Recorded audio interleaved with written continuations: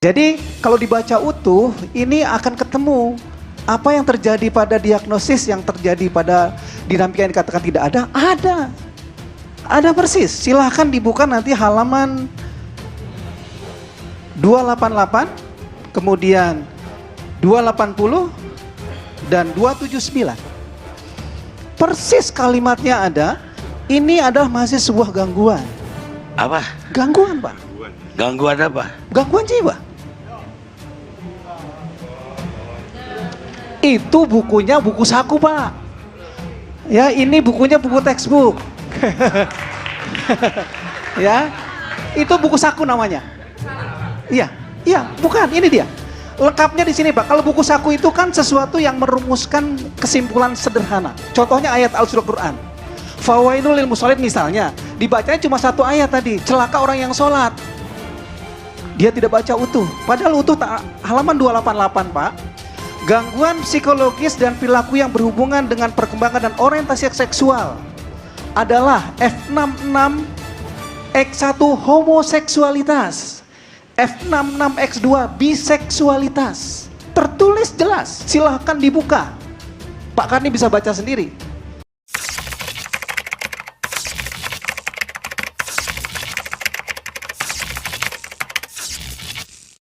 Bagaimana pandangan Islam terhadap LGBT, lesbi, gay, biseksual, transgender? Karena di kampus banyak doktrin untuk menghormati mereka atas dasar HAM, hak azazi manusia. Setelah diadakan penelitian, ternyata ribuan tahun yang lalu monyet sudah homo. Monyet itu sudah homo. Jadi kalau ada mengatakan bahwa puncak peradaban manusia adalah homo LGBT, maka monyet lebih dulu tahu tentang LGBT. Nah, ini jangan lagi meniru. Orang sekarang kalau ada perempuan yang pakai jilbab dikatakan ini terbelakang. Padahal terbelakang adalah ketika tidak pakai baju. Lalu ketika manusia mulai kenal peradaban baru dia pakai baju. Jadi kalau ada orang mengatakan tidak berbaju adalah peradaban, maka orang hutan lebih berperadaban. Kalau LGBT dikatakan adalah HAM, maka monyet layak dapat HAM. Nah, ini penting. Sakit hati berarti LGBT.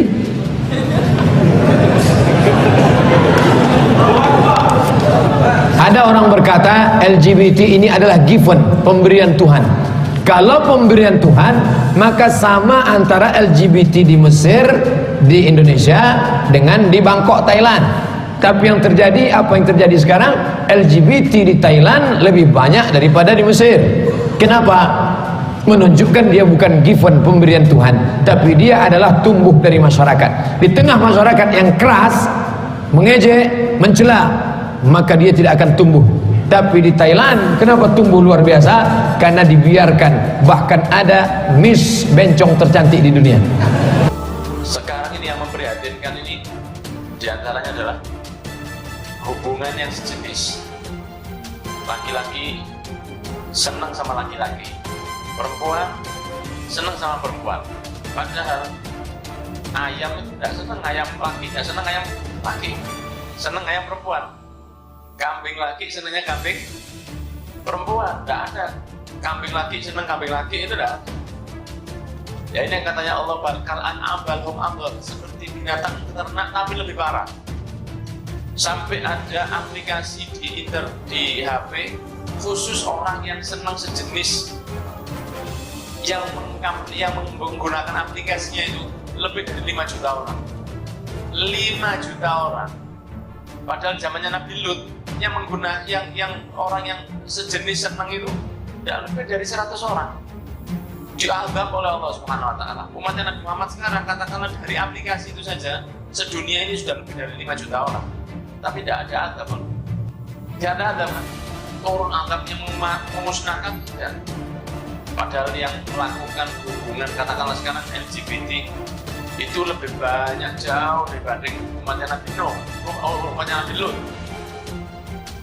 Tapi kok selamat? Kok tidak ada azab yang seperti dahulu? Barokah Nabi Muhammad SAW masih ditunggu oleh Allah, tidak diazab dulu, ditunggu oleh Allah. Siapa tahu mau bertobat kepada Allah Subhanahu wa taala. Jadi aplikasinya itu lebih dari 5 juta orang yang download. Lah masa orang normal akan diam-diam mau download menang-menang? Ya lebih baik download game atau yang lain. Saking bahayanya sekarang ini. Innalillahi wa inna ilaihi raji'un. Tapi barokah Nabi Muhammad SAW, azab itu tidak turun dulu, ditahan dulu oleh Allah Subhanahu Wa Taala. Ini satu keistimewaan yang diberikan untuk umatnya Nabi Muhammad SAW yang tercatat di dalam kitab ini. Sudah kita baca hampir sudah 10 tahun sekarang. Kitab ini kita baca 10 tahun, belum hatam Mas. Saking luasnya kasih sayang Allah kepada umatnya Nabi Muhammad SAW. Jadi ya kita minta hidayah, dan untuk anak kita, dan untuk keluarga kita, dan untuk mereka semua anak umum, karena juga ada yang muslim. Ada sebagian dari orang yang senang sejenis itu orangnya adalah orang muslim. Ada yang muslim walaupun tidak banyak, tapi ada.